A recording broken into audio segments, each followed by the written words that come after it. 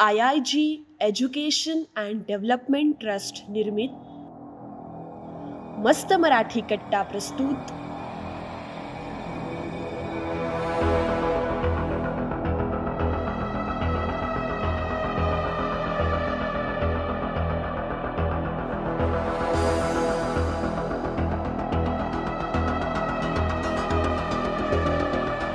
व्यसन. भाग 4. इंटरनेट एक व्यसन. पाल्यांचे प्रश्न. मार्गदर्शक माननीय मुक्ता चैतन्य, संस्थापक सायबर मैत्र, मुक्त पत्रकार, समाज माध्यम अभ्यासक आणि लेखिका. आई बाबा मोबाईलवर अधिक वेळ असतात, त्यांच्याशी मेसेजद्वारेच संवाद होतो, तर आम्ही काय करायचं?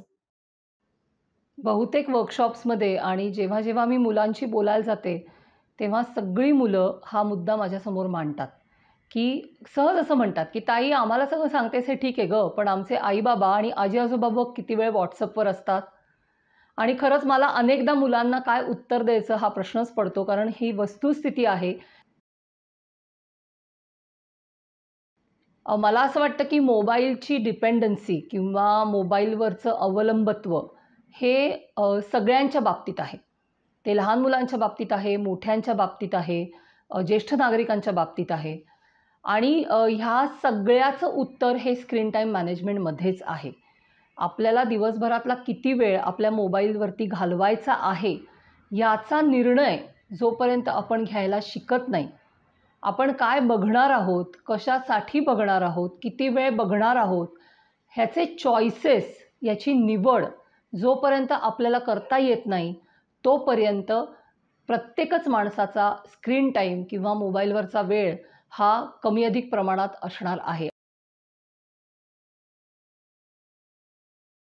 आणि मग त्याचा परिणाम संवादावर होणार, त्याचा परिणाम शारीरिक हालचालींवर होणार, त्याचा परिणाम झोपेवर होणार. पण कुठेतरी ह्याचं आत्मपरीक्षण हे पालकांनी करणं गरजेचं आहे की आपण किती वेळ मोबाईलवरती असतो आणि आपण मोबाईलचा वापर कशा पद्धतीने करतोय. मी असं पण बघितलेलं आहे की आजी आजोबा असू देत किंवा आईबाबा असू देत, मुलं त्यांच्याशी काहीतरी बोलत असतात तेव्हा ते मोबाईलवरती असतात. म्हणजे मुलांना आय कॉन्टॅक्ट खूप महत्त्वाचा वाटतो. अगदी लहान मुलांना असू दे, नाही तर टीनेजर मुलांना पण असू दे, त्यांना आय कॉन्टॅक्टचं महत्त्व खूप असतं.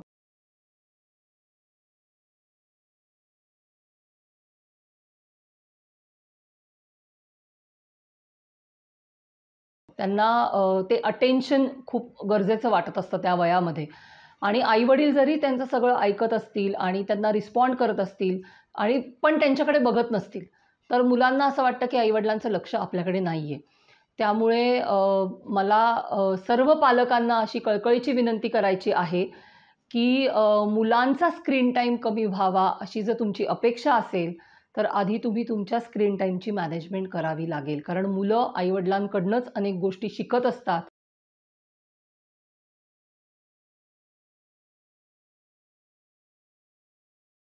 त्यांच्या आजूबाजूच्या मोठ्यांकडून अनेक गोष्टी शिकत असतात.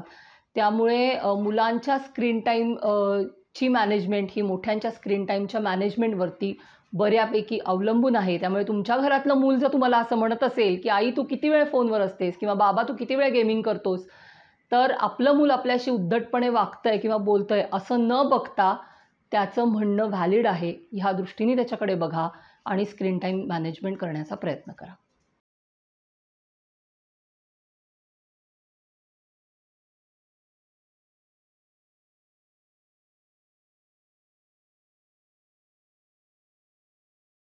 गुगलवर माहिती शोध घेताना हव्या असलेल्या माहितीसोबत नको असलेली माहितीही समोर येते. यावर उपाय काय? इंटरनेटवरती एकदा तुम्ही गेलात की तुमच्या समोर काय येऊन पडेल, कुठली माहिती येऊन पडेल ह्याच्यावरती तुमचा काहीही कंट्रोल नाही. तुम्ही समजा उद्या सर्च केलं असेल की मेंटल हेल्थ फॉर एक्झाम्पल, तर मेंटल हेल्थ असं सर्च केल्यानंतर गुगलच्या अल्गोरिदममध्ये मेंटल हेल्थशी रिलेटेड जे जे म्हणून काही आहे ते सगळं तिथे येऊन पडणार आहे. तुम्हाला ते हवं आहे का नको आहे, तुमच्या उपयोगाचं ते आहे का नाही, हे इंटरनेट तुम्हाला विचारायला जात नाही. कारण ती टेक्नॉलॉजी आहे, ते काय मनुष्य नाही आहे. त्यामुळे तिथे जे काही उपलब्ध आहे ते सगळं तुमच्या पुढ्यात येऊन पडणार आहे. त्यामुळे ते आपण रोखू शकत नाही.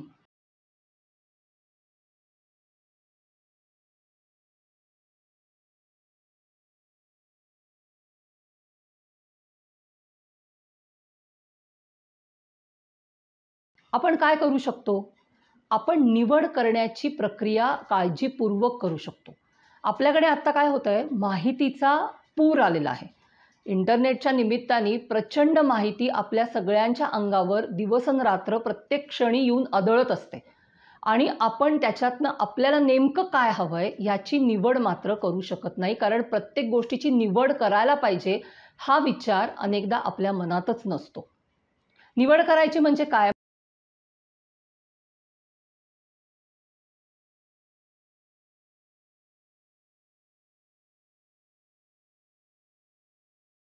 मला समजा एखाद्या विषयाची माहिती हवी असेल आणि त्याच्याबद्दलच्या 50 साईट्स ओपन झाल्या असतील, पण त्याच्यातल्या 5च साईट जर माझ्या उपयोगाच्या असतील, तर मला ही निवड करता आली पाहिजे, की ह्या 5 साईटसाठीच मी माझा वेळ देणार आहे. उरलेल्या 45 साईटसाठी माझा वेळ नाही. त्या ओपन करण्याचा मोह मी टाळणार आहे. ही निवड आहे. मला असं वाटतं, की माहिती आपल्या अंगावर येऊन आदळते म्हणून ती सगळी माहिती खात सुटायची, ह्याला काही अर्थ नसतो.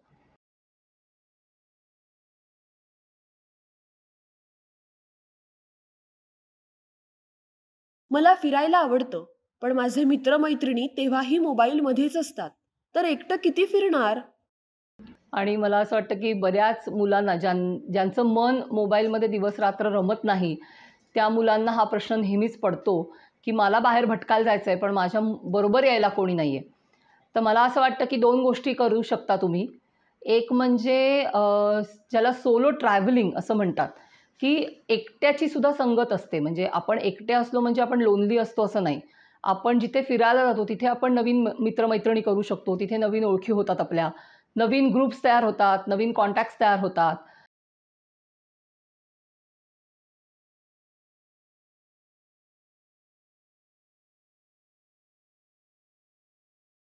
त्यामुळे असं आपण एकट्याने फिरण्याची गंमत पण असते, ती अनुभवावी.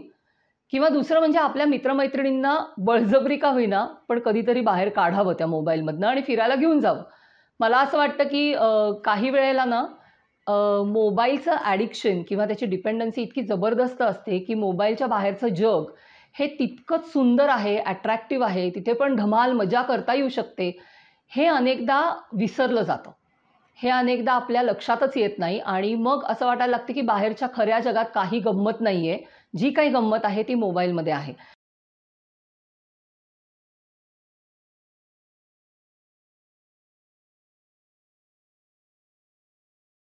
त्यामुळे तुमचे मित्र-मैत्रिणी किंवा कोणीही जर असं वागत असेल, की घराबाहेरच पडायला नको, कुठे जायला नको, सारखं मोबाईलमध्ये, तर कधीतरी बळजबरीने त्यांना घराबाहेर घेऊन जा, मजा करायला घेऊन जा. त्यांना अनुभवू देत, की मोबाईलच्या बाहेरचं जग, खरं जग जे पूर्वी ते जगत होते, त्यांना माहिती आहे, पण कुठेतरी त्यांच्या मनातनं ते मागे पडलेलं आहे. ते जग कसं आहे हे त्यांना पुन्हा एकदा अनुभव घेऊ द्या आणि मग बघा ती मुलं, ते मित्र किंवा पालक किंवा कोणीही असतील, ते पुन्हा तुमच्याबरोबर बाहेर यायला नक्की तयार होतील.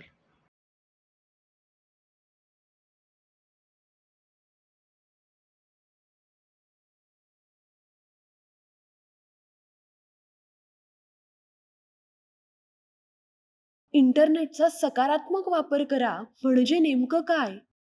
इंटरनेटचा सकारात्मक वापर करणं हे अतिशय सोपं पण असतं आणि अतिशय अवघड पण असतं. कारण मुळात सकारात्मक वापर म्हणजे काय हे थोडंसं समजून घ्यायला पाहिजे. सकारात्मक वापर म्हणजे जे आपल्या गरजेचं आहे, जे आपल्याला हवं आहे आणि जे मिळाल्यामुळे माझ्यामध्ये काहीतरी व्हॅल्यू ॲडिशन होते आहे. माझ्या ज्ञानात एक तर भर पडते, माझ्या अनुभवांमध्ये भर पडते, माझ्या माहितीत भर पडते. असं काहीतरी जर होत असेल, तर त्याला आपण सुयोग्य वापर म्हणू शकतो.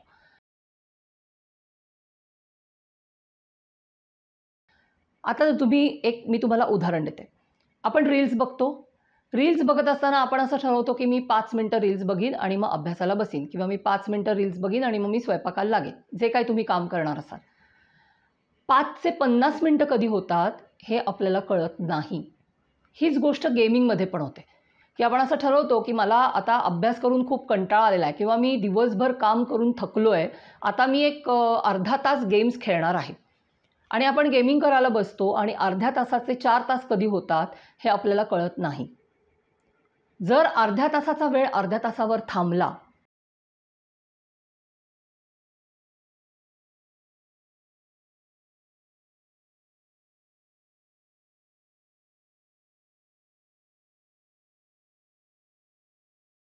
जर 5 मिनिटं रील्स बघणार असं ठरवलेलं आहे आणि 5व्या मिनिटाला आपण थांबू शकलो, तर तो सुयोग्य वापर आहे. 5 मिनिटाचे 50 मिनिटं होणं आणि अर्ध्या तासाचा 4 तास होणं हा सुयोग्य वापर नाही. म्हणजे इंटरनेट फक्त माहितीसाठी आणि ज्ञानासाठी वापरलं पाहिजे असं काही नाही. तिथे एंटरटेनमेंट आहे, तिथे धमाल आहे, मजा आहे, उत्तमोत्तम सिनेमे असतात, सीरियल्स असतात. या बघायला काहीच हरकत नाही. पण जर आपण बिंज वॉच करणार असू, म्हणजे आपण शनिवार रात्रभर, रविवार दिवसभर, रविवार रात्रभर फक्त सीरियल आणि सिनेमे बघणार असू, तर याचा अर्थ आपण त्याचा दुरुपयोग करतो आहोत. कारण कोणालाही एवढी एंटरटेनमेंट कधीच आयुष्यात गरजेची नसते. जर आपण बाकी आपल्या गोष्टी करून, म्हणजे आम्ही नेहमी असं सांगतो,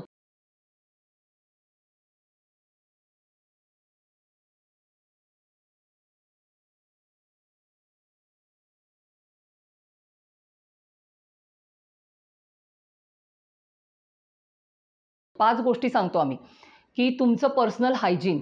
मला अनेक मोठी माणसं आणि लहान मुलं अशी माहिती आहेत, की ज्यांना मोबाईलवरती काहीतरी करायचं असतं, म्हणजे गेमिंग करायचं असतं, चॅटिंग करायचं असतं किंवा रील्स बघायचे असतात, म्हणून ते अंघोळ करत नाहीत.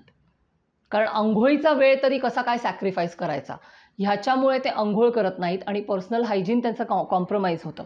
त्यामुळे आम्ही ज्या गोष्टी सांगतो, की पर्सनल हायजीन तुमचं कॉम्प्रोमाइज नाही झालं पाहिजे.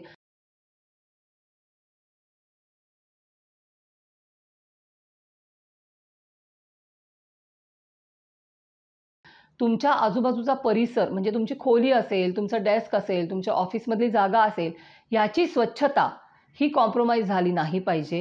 म्हणजे तुमची वैयक्तिक स्वच्छता, तुमची परिसर स्वच्छता, त्याच्यानंतर येतं ते तुमचं रोजचं जे काही रुटीन असतं. म्हणजे एखादी समजा स्टुडंट असेल, तर तिचं कॉलेज आहे, असाइनमेंट्स आहेत, सबमिशन आहे, काय क्लासेस आहेत, एखादा नोकरदार स्त्री-पुरुष असतील, त्यांचं ऑफिस आहे, ऑफिसचं काहीतरी मीटिंग्स आहेत, त्याच्या काहीतरी टार्गेट्स आहेत.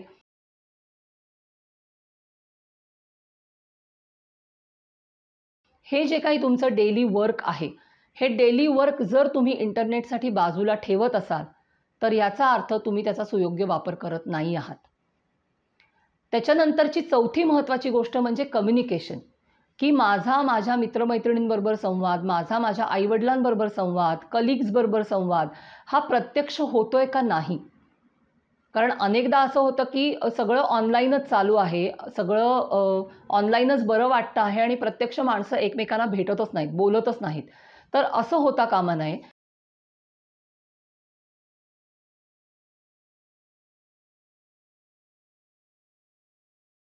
त्यामुळे तुमचं वैयक्तिक कम्युनिकेशन लोकांशी कसं आहे? तुम्ही छंद जोपासता आहात का नाही तुमचे?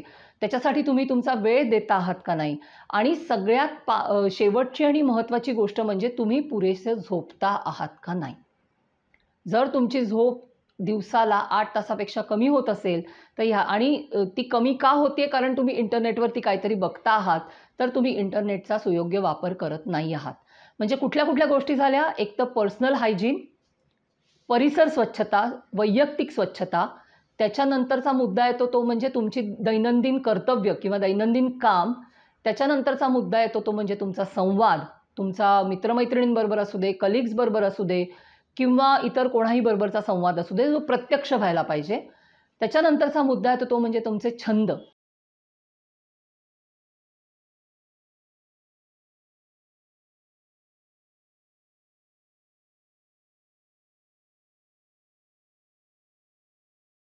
तुम्ही स्वतःसाठी वेळ देता आहात का नाही? तुमच्या छंदांसाठी वेळ देता आहात का नाही? आणि त्याच्यानंतरचा शेवटचा मुद्दा येतो तो म्हणजे झोप. तुम्ही इंटरनेटवरती काहीतरी बघायचं म्हणून तुमची झोप कॉम्प्रोमाईज करत नाही आहात ना? या 5-6 गोष्टी जर तुम्ही व्यवस्थित मॉनिटर केल्यात, सांभाळल्यात, तर त्याच्यानंतर जो काही तुम्ही इंटरनेटवरती वेळ घालवता, तो तुमचा सुयोग्य वापर असतो. दुसरी महत्त्वाची गोष्ट म्हणजे जेव्हा तुम्ही या 6 गोष्टी सांभाळता, तेव्हा आपोआप तुमचा स्क्रीन टाईम कमी होतो.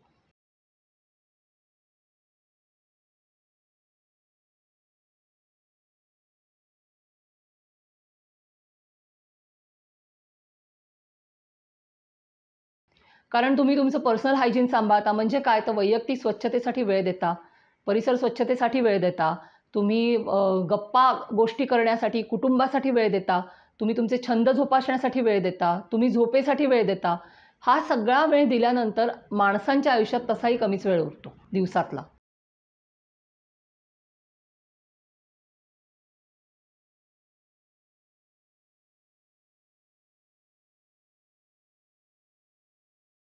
आणि मग तो कमी वेळ जो काही 2-4 तासाचा, दीड तासाचा उरला असेल, त्या वेळात तुम्ही जर काही इंटरनेटवरती बघितलत, सर्च केलत, एखादी सीरियल बघितलीत, एखादा गेम खेळलात, तर तो तुमचा वाईट स्क्रीन टाईम नाहीये. तो तुमचा चांगला स्क्रीन टाईम आहे, कारण तुम्ही बाकी गोष्टी सांभाळलेल्या आहात. हा बॅलन्स आपल्याला करता आला पाहिजे. हा बॅलन्स जर आपल्याला करता आला, तर त्याचा अर्थ असा होतो, की आपण आपला इंटरनेटचा वेळ हा योग्य पद्धतीने वापरलेला आहे.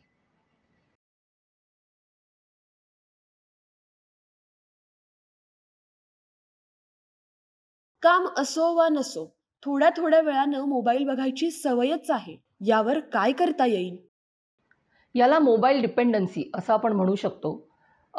हे कळत-नकळत होतं. म्हणजे ज्या लोकांना सातत्याने मोबाईलवरती काही ना काहीतरी स्क्रोल करायची, काही ना काहीतरी उघडून बघायची सवय लागलेली असते, त्यांच्या बाबतीत हे खूप बघायला मिळतं, की नोटिफिकेशन वाजलेलं नसलं, काही बीप झालेलं नसलं, तरी पण ही माणसं थोड्या-थोड्या वेळाने जाऊन मोबाईल उघडतात आणि सर्च करून बघतात, की इथे काही आलंय का? कोणी काही पाठवलंय का? काही मेसेज आलाय का? काही नवं रील आलंय का? हे सतत शोधत राहतात. याच्यातनं बाहेर पडायचा एक चांगला मार्ग म्हणजे हल्ली काही ॲप्स आलेली आहेत, की जी तुम्हाला सांगतात, की तुम्ही दिवसभरात तुमचा मोबाईल किती वेळा उघडला होतात.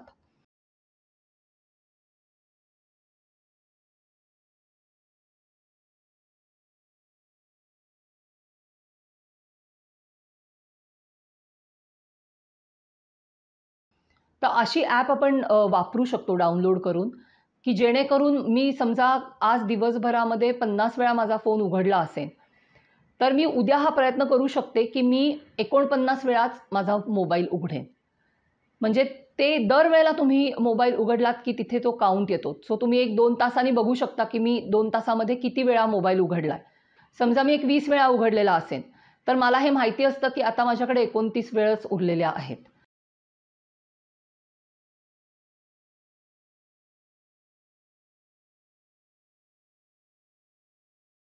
सो मग मी स्वतःवरती हा कंट्रोल आणू शकते, की मी कमी, कमी, कमी कसं करत जाईन. आणि मग पहिल्या दिवशी 50, दुसऱ्या दिवशी 49, मग 45, मग 40 असं करत-करत ही जी सतत मोबाईल उघडण्याची सवय आहे, ही हळू आपण कमी करत नेऊ शकतो. सो अशी अनेक ॲप्स आपल्या मोबाईलमध्ये पण काही फीचर्स असतात. डिजिटल वेलबिंग नावाचं एक फीचर बहुतेक सगळ्या मोबाईलमध्ये आजकाल असतं. ते तुम्ही वापरू शकता. त्याच्यामध्ये पण तुम्हाला हे कळतं, की तुमचा स्क्रीन टाईम किती झाला आहे. तुम्ही कुठल्या ॲपवर किती वेळ होतात. दिवसाचा किती वेळ तुम्ही तिथे घालवलात, रात्रीचा किती वेळ तुम्ही तिथे घालवलात. दिवसाच्या कुठल्या वेळात तुम्ही जास्त वेळा त्या ॲपवर गेलात.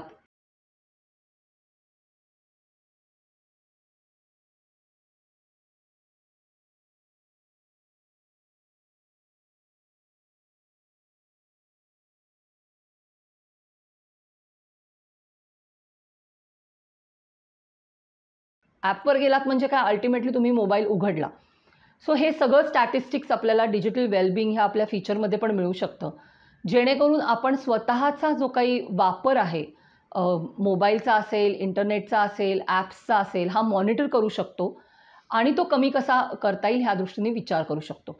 या सगळ्यामध्ये ना स्वनियंत्रण, कारण बाहेरून लोकांनी तुम्हाला कितीही सांगितलं, की मोबाईल कमी कर, इंटरनेटचा वापर जास्ती करू नकोस, मोबाईल नको सतत बघूस, तरी जोवर तुम्ही स्वतः हे ठरवत नाही, की मी हे नियंत्रित करणार आहे. कालच्यापेक्षा मी आज हे कमी प्रमाणात वापरणार आहे. तोपर्यंत हे नियंत्रण येऊ शकत नाही.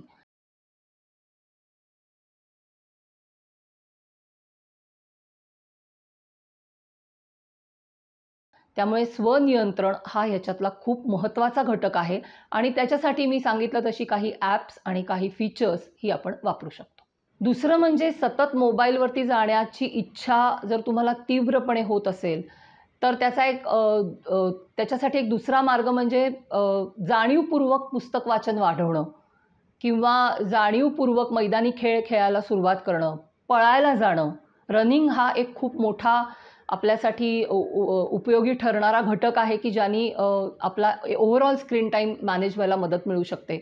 सो तुम्ही रनिंगला जाऊ शकता, तुम्ही मैदानी खेळ खेळायला जाऊ शकता, तुम्ही पुस्तकांचं वाचन करू शकता किंवा तुम्ही किल्ले, गड, टेकड्या असे छोटे छोटे ट्रेक्स जे आपल्या शहराच्या आजूबाजूला असतात, असे ट्रेक्स करू शकता, जेणेकरून तुमचा स्क्रीन टाईम कमी होईल आणि इंटरनेटवरती जाणारा जो वेळ आहे तो वेळ वेगळ्या ॲक्च्युअल म्हणजे ऑफलाईन गोष्टींसाठी तुम्हाला देता येईल. कारण अल्टिमेटली काय, मगाशी मी म्हटलं तसं की बॅलन्स, की ऑफलाईन गोष्टी तुम्ही जितक्या वाढवाल तितकं तुमचं ऑनलाईन जाण्याचं प्रमाण हळूहळू कमी होत जाणार आहे.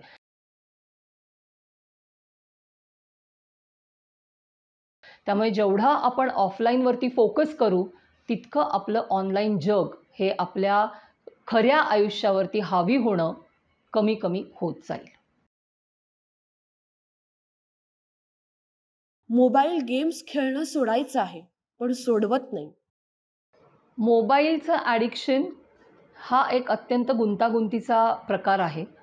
कारण मी मागे व्हिडिओमध्ये म्हटलं तसंच की मोबाईलवरचे जे गेम्स असतात ते अतिशय आकर्षक असतात, खिळवून ठेवणारे असतात आणि तुम्ही परत परत ते गेम्स खेळायला यायला पाहिजे ह्याच्यासाठीचे काही ट्रिगर्स तिथे असतात. हे ट्रिगर्स फक्त रिवॉर्डच्या स्वरूपाचे असतात असं नाही. हे ट्रिगर्स भावनिक असतात, हे ट्रिगर्स मानसिक असतात आणि कुठेतरी हळूहळू आपलं मानसिक अवलंबत्व, भावनिक अवलंबत्व ह्या गेम्सवरती व्हायला सुरुवात होते. म्हणजे खऱ्या आयुष्यातले प्रश्न जे आहेत ते नकोसे झाले, की मग गेमिंग करणारी माणसं अनेक असतात, की जेणेकरून खऱ्या आयुष्यातले ताण त्यांना जाणवणार नाहीत. पण असं होत नसतं.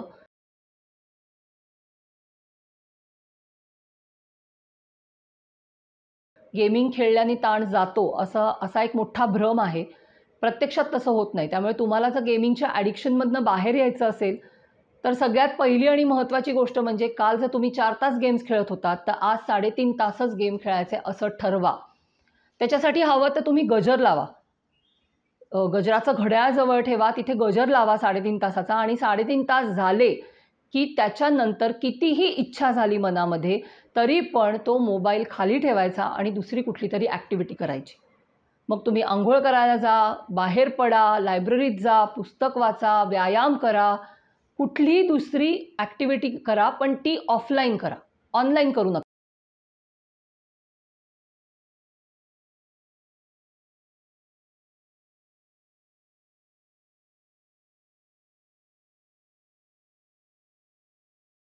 म्हणजे गेमिंग बंद करून सोशल मीडियावरती जायचं, असं करायचं नाही किंवा गेमिंग बंद करून रील्स बघायला सुरुवात करायची, असं करायचं नाही. 3.5 तास झाले की गेमिंग बंद करायचं आणि कुठलीतरी ऑफलाईन ॲक्टिव्हिटी इमिजिएटली सुरू करायची. त्याच्यानंतर 3.5 चे 3 तास करा, मग 2.5 तास करा. असं करत करत हळूहळू तुम्ही त्या गेमिंगच्या ॲडिक्शनमधनं बाहेर पडू शकता. ह्याच्यासाठी दुसरा एक महत्त्वाचा सपोर्ट किंवा आधार म्हणजे समुपदेशनाचा असतो.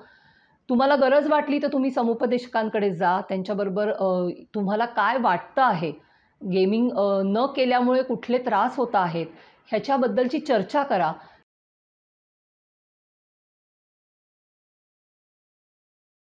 कारण काही वेळेला आपल्या मनात जे काही चालू असतं ते बोलून दाखवलं, की आपल्या मनातले गुंते सुटतात किंवा तो जो त्रास असतो तो कमी व्हायला लागतो. त्यामुळे शेअर करणं, ते बोलून टाकणं, त्याच्याविषयी कोणाशी तरी सल्लामसलत करणं, हे पण उपाय अनेकदा खूप चांगले असतात आणि त्याचा फायदा होतो. त्यामुळे समुपदेशकांकडे तुम्ही जाऊ शकता. तुम्ही असं हळूहळू गेमिंग कमी करू शकता. तिसरा एक चांगला उपाय म्हणजे मोबाईलमधले सगळे गेम्सचे जे ॲप्स आहेत ते डिलीट करून टाकणे. मोबाईल उघडल्यानंतर त्याच्यामध्ये गेम्सच नसतील तर ते गेम खेळण्याचं टेम्प्टेशन पण होणार नाही. अनेकदा आपण काय करतो, गेम्स तसेच ठेवतो आणि मग म्हणतो की मी आता गेमिंग कमी करीन. असं होत नाही. समोर दिसलं की ते वापरावंसं वाटतंच.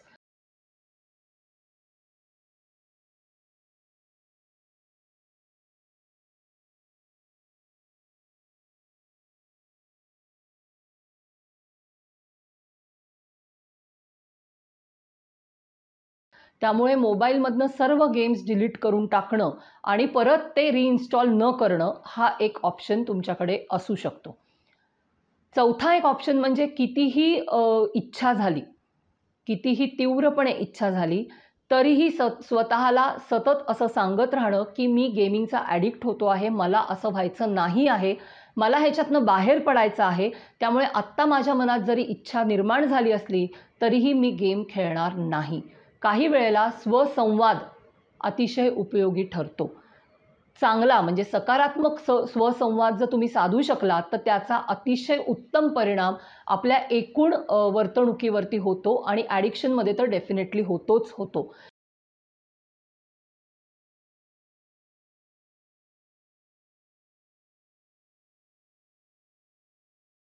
त्यामुळे स्वसंवाद तुम्ही साधा. स्वतःला हे पुन्हा-पुन्हा सांगा, की मला गेमिंग मध्ये अडकायचं नाहीये. मला हे गेमिंगचं व्यसन नको आहे. मला ह्याच्यातनं बाहेर पडायचं आहे आणि आत्ता मला कितीही इच्छा होत असली, तरीही मी आत्ता गेमिंगचं ॲप उघडणार नाही किंवा मी आत्ता गेमिंग खेळणार नाही किंवा मी आत्ता 5च मिनिटं गेमिंग खेळणार आहे. मी गजर लावणार आहे आणि गजर बंद झाला, की मी त्याच्यातनं बाहेर येणार आहे. असं स्वतःला सतत ठामपणे सांगत राहणं हाही एक उत्तम उपाय याच्यातनं बाहेर पडण्याचा असू शकतो.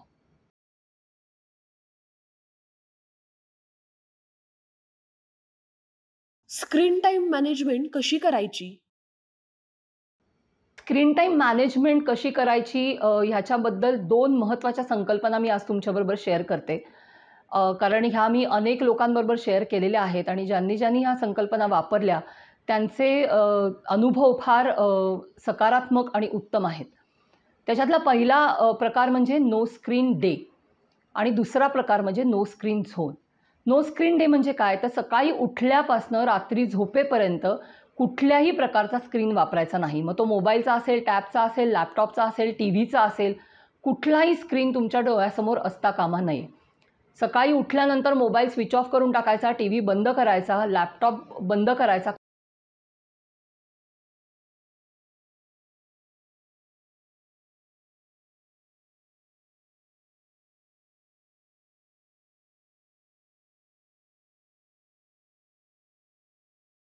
कुठलंही गॅजेट वापरायचं नाही. आणि मी तुम्हाला सांगते तुम्ही हे करून बघा.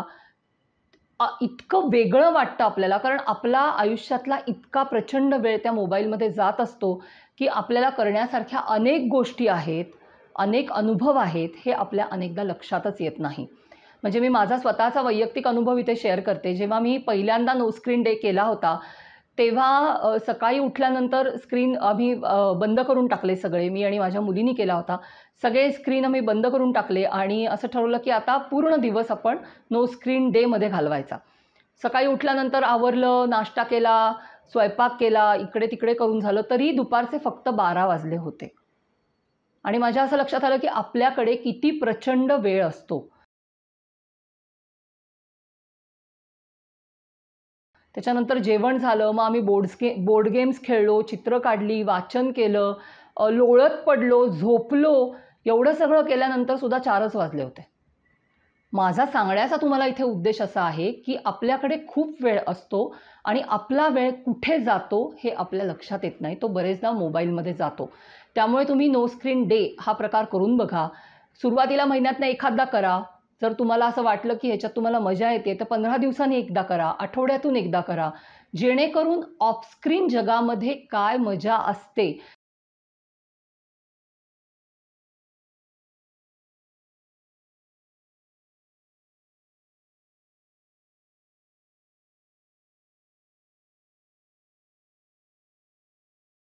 याचा अनुभव तुम्हाला घेता येईल. आणि दुसरी जी संकल्पना आहे, ज्याला आम्ही नो स्क्रीन झोन म्हणतो, ती तुम्ही घरामध्ये, ऑफिसमध्ये कुठेही राबवू शकता. काही जागा आयडेंटिफाय करायच्या. घरातल्या असतील, ऑफिसमधल्या असतील, ज्या जागांमध्ये मोबाईल बंदी आहे. म्हणजे त्या जागेवर काम करायला किंवा जेवायला गेल्यानंतर तिथे कोणीही मोबाईल वापरायचा नाही. आणि हा नियम घरातल्या सर्व सदस्यांना किंवा ऑफिसमधल्या सर्व लोकांना लागू करा. म्हणजे समजा कॅफेटेरिया असेल किंवा घरात जेवणाची जागा असेल, तर या जागांवरती कोणीही मोबाईल घेऊन यायचं नाही आणि जेवताना मोबाईल बघायचा नाही. ती जागा नो स्क्रीन झोन म्हणून डिक्लेअर करायची.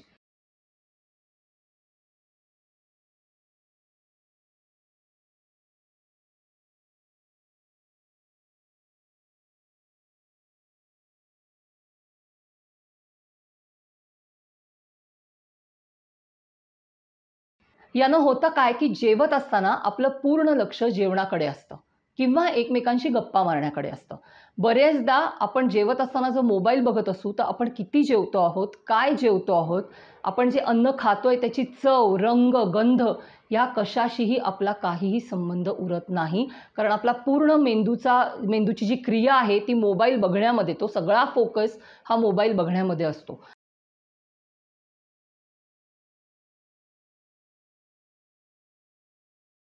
त्यामुळे अशा जागा आयडेंटिफाय करा आणि ह्या जागांवरती सगळ्यांनी मोबाईल न्यायचा नाही असा नियम करून बघा आणि मला खात्री आहे की ह्याचे रिझल्ट्स अतिशय उत्तम तुम्हाला मिळतील. आणि आपण एवढी सगळी जी चर्चा केली की स्क्रीन टाईम कसा कमी करायचा, मुलांच्या मोबाईलचं करायचं काय, पालक सतत मोबाईलवरती असतात, अशा वेळी आम्ही त्यांच्याशी संवाद साधायचा कसा, या सगळ्या प्रश्नांची उत्तरं हळूहळू तुम्हाला मिळायला सुरुवात होईल.